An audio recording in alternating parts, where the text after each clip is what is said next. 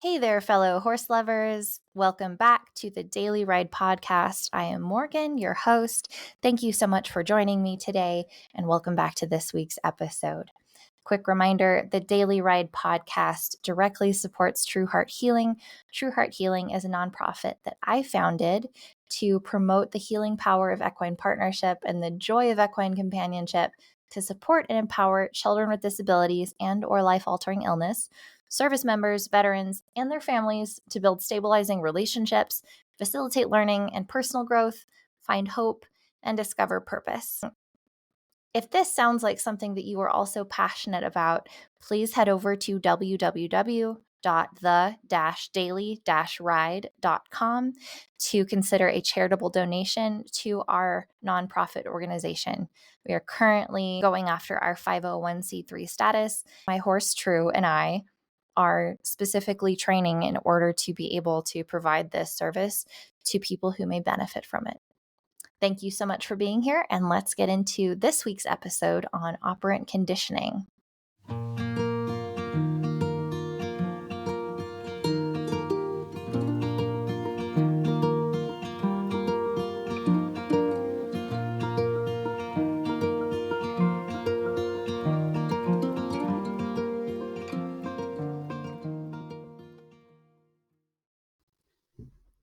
I am so excited to talk to you about operant conditioning today.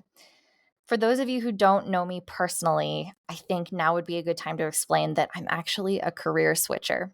So my first bachelor's degree was in psychology and cognitive neuroscience, and I taught special education for 3 years after that, then got my master's in special education, at which point I switched over to the state of Colorado and I worked as a vocational rehabilitation counselor for several years before eventually switching over into engineering, which is what I'm doing now. But for the first 6 years of my professional career, I spent a huge chunk of each day thinking about how our brains work and how that influences our behavior, the psychology of learning, how those learning processes work in our brains, and how to support them when they're not working well. And so that idea is what I found myself referring to very often in my journey with True Heart since I bought her 2 years ago. She was a blank slate. And so we're starting from ground zero with all of her training as a riding horse, as a companion horse, and specifically as a therapy horse. From my time as a teacher, I strongly believe that it is not just the topic, the content of what you're learning, but the quality of the lesson in which you learn it. And so when I'm approaching my learning and training sessions with True Heart, I want to be very intentional about how it is that I am teaching her the therapeutic skills that she needs in order to partner with me to provide healing therapeutic services for our clients.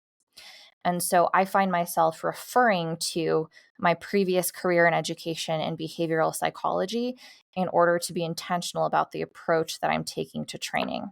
And through that journey, I have found some really interesting things with application directly to horse training, but also this framework of understanding behavior has influenced how I've approached my own relationship and how I've approached training myself and how I learn new tasks and being able to set myself in my own brain up for success in the same way that I intentionally try and set True up for success when she's learning new things with me too. So operant conditioning is one of the main pillars of modern behavioral psychology. Operant conditioning is the term that B.F. Skinner used to describe his body of research. He was a psychologist studying and active between, I think, the 30s to the 70s, but his most famous contributions to psychology occurred in the 1940s and 50s with his famous Skinner box experiments, where he put pigeons and rats in boxes and had them push a lever and receive some kind of consequence for that behavior that he was trying to train. He was curious to see if the consequence or the outcome after the behavior influenced the behavior, and if that would be something that he could quantifiably tie to our learning processes. So Skinner really classified those consequence conditions after the desired target behavior has been exhibited as either reinforcement or punishment.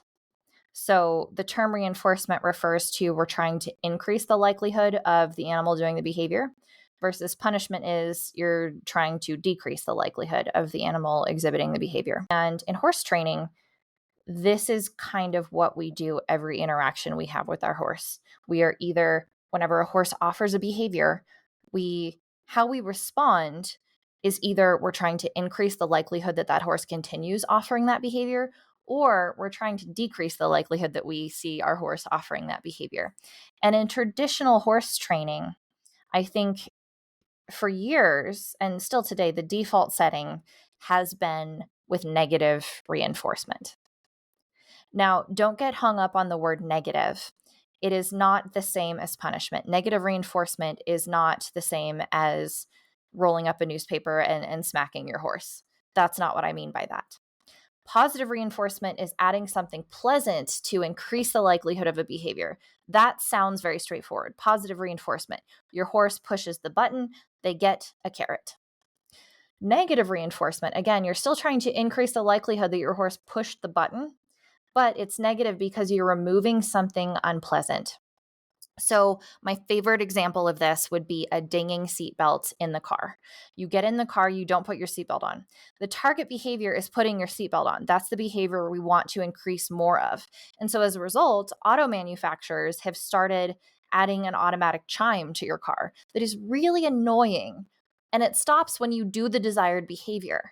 So they remove the unpleasant dinging in order to increase the likelihood that it'll put on your seatbelt. Another example of this would be you have a headache. The desired behavior would be you take ibuprofen for your headache. The headache is gone. The headache is the annoying dinging that has now been removed because you did the desired behavior of taking your ibuprofen.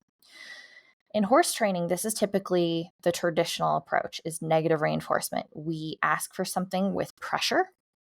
And then when the horse does the desired behavior, we encourage the likelihood of that continuing by releasing. And so you hear this a lot in horse training where people say horses learn from the release. That's because they do the kind of annoying seatbelt dinging. They hold, they apply pressure, they hold, they apply pressure, and then the horse does the desired behavior, and then they release it. So they release the pressure, they release the annoyance when the correct behavior shows up.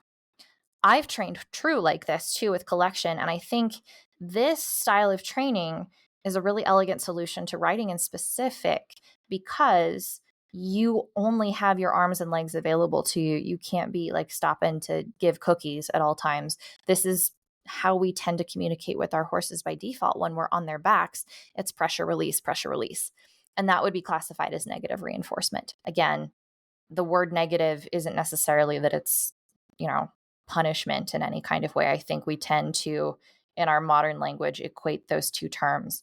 It's not. Applying leg pressure to your horse isn't even all that annoying for them. It's just you remove it when they do the right thing. So that's really the point I want to make. Recently, and this was a common theme for my own career, we have found that incorporating instead of punishment and negative reinforcement, using positive reinforcement. So catching your animal doing the right thing and then making a big deal out of it and really rewarding it with something positive might be another promising way to learn something. And because of this, I wanted to make sure that when I'm approaching my training with True, I'm being mindful about the method that I'm using to teach her things. One of the interesting aspects of learning is its connection to stress. And before I share some really interesting studies with you, I want to quickly touch on the role of stress, or rather the lack of a role of stress, in optimal learning. Biologically speaking, even humans, we are predators. Our brains are structured like predators. We have our amygdala, so the inner evolutionary older part of our brain, closer to our brainstem, that is not involved in complex logical thinking or really learning new tasks, but it regulates things like keeping us safe. When we are stressed, whether that's we're stressed about work or we're stressed because we see a bear, that part of our brain is what's activated because our body releases stress hormones. And that part of our brain is tasked with keeping us safe and keeping us alive. And when that part of our brain shuts on, in order to speed up our reaction time and increase our efficiency in being able to keep ourselves safe, the outer part of our brain, the cortex that's involved in learning, logical thought, complex thinking, kind of shuts off. We just short circuit around our amygdala, our lizard brain. And this is how, from an evolutionary standpoint, we've been able to keep ourselves safe. Horses are the same way, if not more so, because they are not predators, they're prey animals. And so horses' primary concern in life is making sure they don't get eaten. So their amygdala, their lizard brain, is really active and they use it a lot. That's just kind of the nature of being a prey animal. That's how they are built. Their eyes are on the side of their head so they can constantly be scanning the horizon for any possible threat. And so in order to learn, they do have a cortex. It's not nearly as developed and complex as ours, but they need to be able to be in a low enough state of stress that they are able to allow their brain to go in and use that outer cortex to learn something new, to engage in logical, strategic planning, memory kind of brain function. And so it's very hard to learn something when you're under stress. I think all of us as humans can attest to this. If you're put on the spot, it's really easy to have that deer in the headlights reaction where all of a sudden you have no words. You're not sure if you speak English. You don't know what year it is or what your name is because suddenly you're super stressed. Every intelligent thing that you were just thinking about saying is suddenly out the window because you were surprised and suddenly you're on the spot and everyone's looking at you and you're expected to say something coherent and you can't. That's the feeling that when you're teaching and when you're learning, you want to avoid. The best learning occurs when we are not stressed, when we are comfortable to engage and experiment and make repeated attempts at accomplishing a new and novel behavior. And so same thing with horses. So unsurprisingly, a lot of the research I've found on positive versus negative reinforcement when training horses also mentions stress. I wanted to quickly talk about some scientific studies so we can ground our training approach in what the data is telling us. I found a study from 2014 about the stress response and learning in horses with learning a new behavior. So this study used 30 young horses and they compared cortisol. So they took saliva samples before and after training sessions. And these group of 30 horses were divided in two. They had 15 in a negative reinforcement group. So that's the traditional pressure release style training. And they had a positive reinforcement group. So positive, you get a carrot if you make a good effort towards the desired behavior. They did 3 20-minute training sessions over the course of 1 week. So it's a really short-term study. But they had all this great cortisol level data from the saliva samples before and after each training session. Their findings were really interesting. They found that the group of horses, the 15 that were trained with negative reinforcement, so the traditional pressure release style training, had higher cortisol levels after their training session because they experienced more stress than did the group of horses that had positive reinforcement. They had lower cortisol levels if they were trained on the new behavior with positive reinforcement. The other really exciting thing, I think, for me to see from this study is that the horses that were trained with positive reinforcement performed better at learning the new thing. They also retained it better over time. They required fewer repetitions to learn the new behavior than the group that was trained with pressure release style traditional negative reinforcement training. The researchers from this study concluded that this is directly tied to those cortisol levels that they observed, the difference between the two groups, because stress will cause your brain to be less cognitively engaged and that you are more concerned with safety than you are with engaging with a new behavior if you are stressed. So If this theory is true, the horses that are trained with positive reinforcement learn better because positive reinforcement training promotes lower stress levels than the typical negative reinforcement pressure release style training does. Another study from 2002 investigated both reinforcement techniques and punishment techniques. This study from 2002 examined 12 horses that were divided into 3 different training groups, so 3 groups of 4 each. First group was positive reinforcement, so you do the task, I give you a carrot. Negative reinforcement, as in pressure release traditional, and they included a punishment group for the final 4 horses. So the punishment group, they did not get any kind of reward for completing the task correctly, but they did get a tap from a whip if they completed it incorrectly. So they tried to train a new behavior with all of these horses over a 5-day training period with 5-minute sessions each time. So this is a daily training session, but really 5-minute bite-sized chunks of training. And they observed how quickly each group learned the new task by measuring how many attempts they needed in order to exhibit mastery over the new task.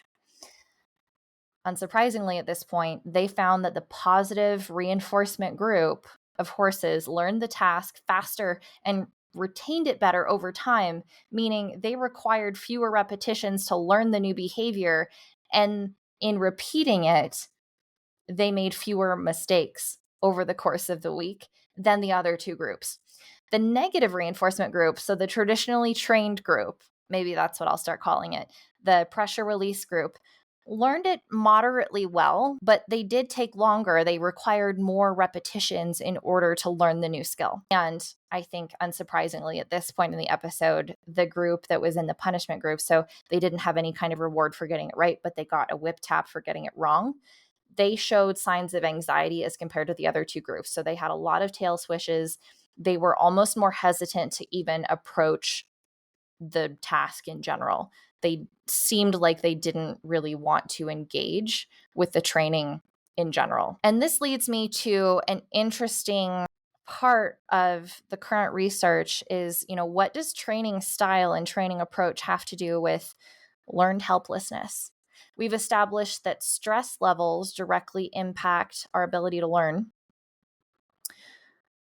So what if you are so stressed that you are starting to exhibit learned helplessness? And learned helplessness is a term used to describe a condition that you will develop if an animal or a person becomes so apathetic and passive when they're asked to participate or engage with a task because they are so sure that it's not going to make a difference. They learn that they're helpless to control their circumstances. So sometimes we see this with horses or people that have been abused, where their behaviors and the consequences of those behaviors have led them to believe that it doesn't matter what I do or if I get it right, I'm probably still going to get punished either way. So learned helplessness is something that I think we all want to avoid in our own lives, but also in our horses. I think for me, the objective is not just training true to be able to perform the necessary skills to be a therapeutic horse to work with, but also to exhibit and kind of act as a role model for engagement and curiosity and connection.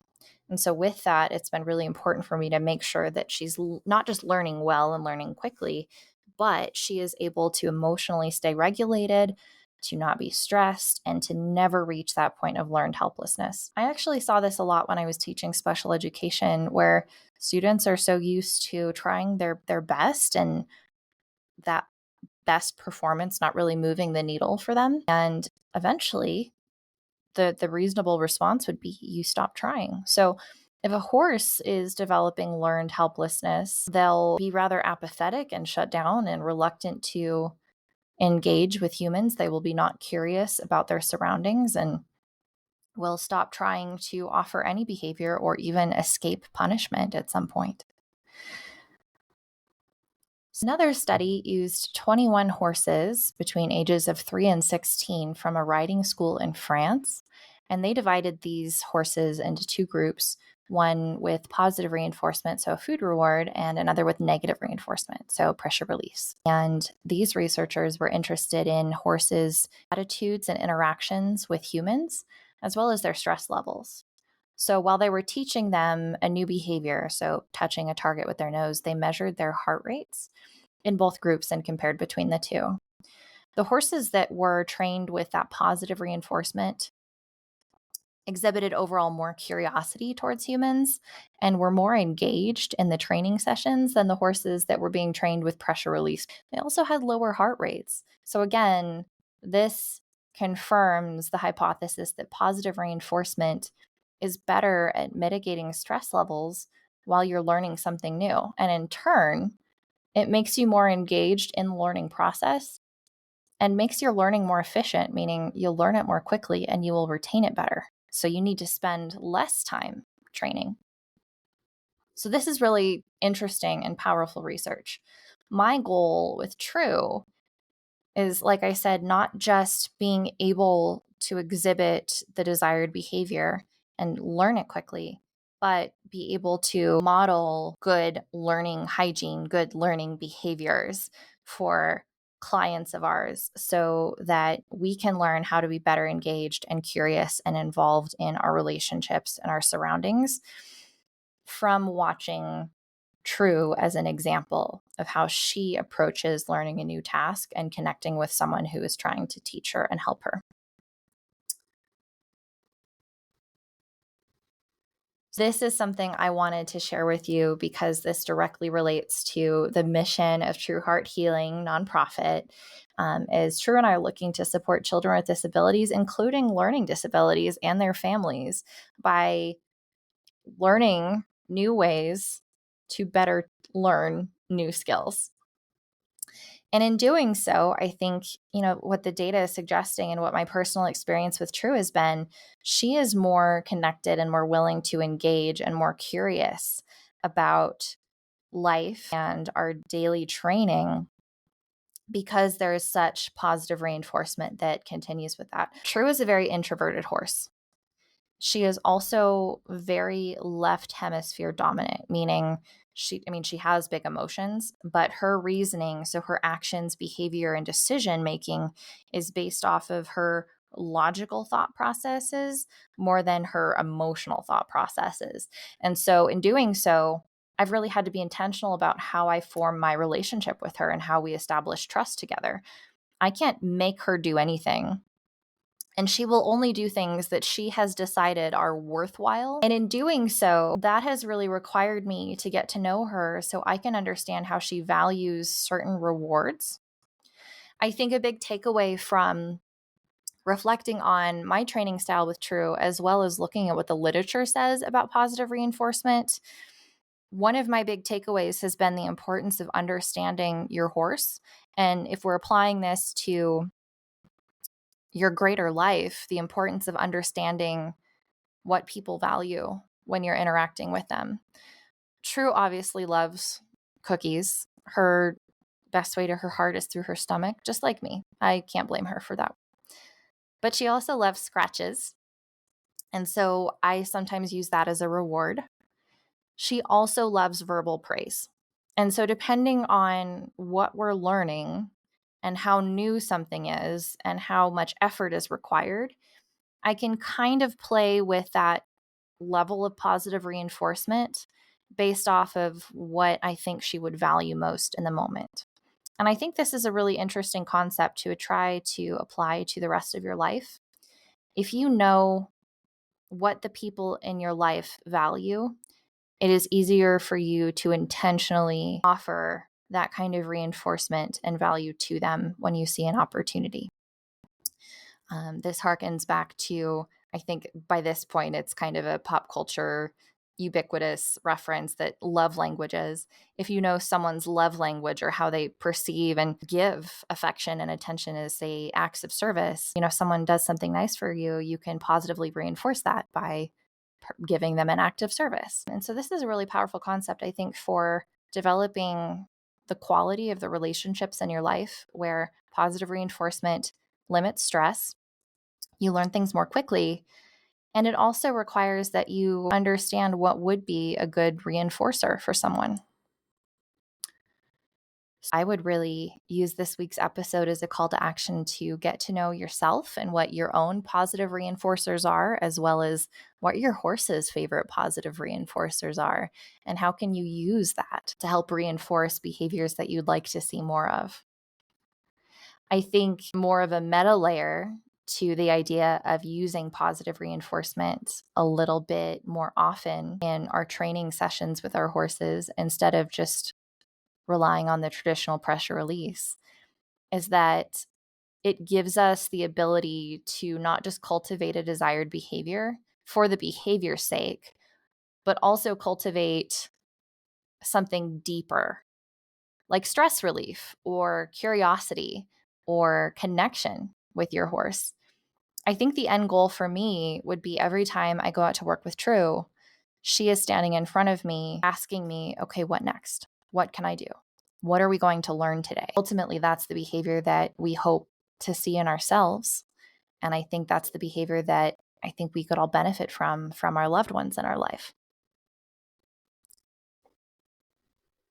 I think a cognitive habit that I've experienced since trying to incorporate positive reinforcement in my training with True has been what happens when I continually hunt the positive in my life, whether that's at work or with relationships. If I make a habit of, instead of critiquing what's going wrong and trying to fix problems, instead focus on what's going right and how can I reward and encourage more of that, the little negative critical voice in the back of my head has gotten a little bit more quiet. It's been a little bit easier for me to put my imposter syndrome on mute the more that I practice trying to implement positive reinforcement in my own life. I think negative reinforcement has its place and it's certainly effective, but I'm really excited to see the research and to experience the shift that has happened since I've tried to incorporate positive reinforcement in my own training journey with True. And so I really wanted to share this idea with you today about incorporating positive reinforcement, what the research says is effective about it, and is this another tool you can have in your tool belt for not just dealing with your horse, but dealing with yourself and teaching yourself new things or teaching your children new things or even deepening the quality of your friendships with your loved ones and your family, because it requires a deep understanding of the other person's values, what would be reinforcing for them, as well as it cultivates this habit in your brain of trying to hunt down the good stuff. And I think that in and of itself is enough to be healing, enough to spread joy, enough to make a positive shift in your life.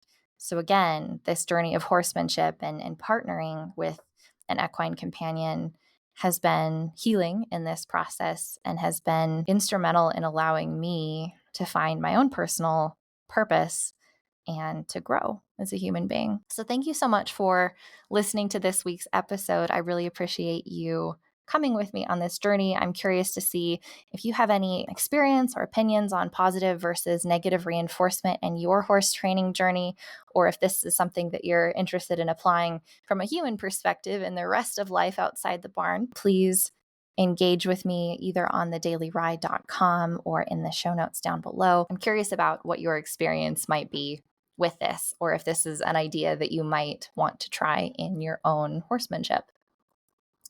Again, please visit us at www.the-daily-ride.com if you feel so called to provide a contribution to my nonprofit, True Heart Healing. Again, we are a nonprofit aiming to leverage the healing power of equine partnership to support and empower veterans, service members, children with disabilities and/or life-altering illness, and their families to help them build stabilizing relationships, learn better, and discover their own purpose. Thank you so much for being here with me today. Until the next time, please enjoy the ride.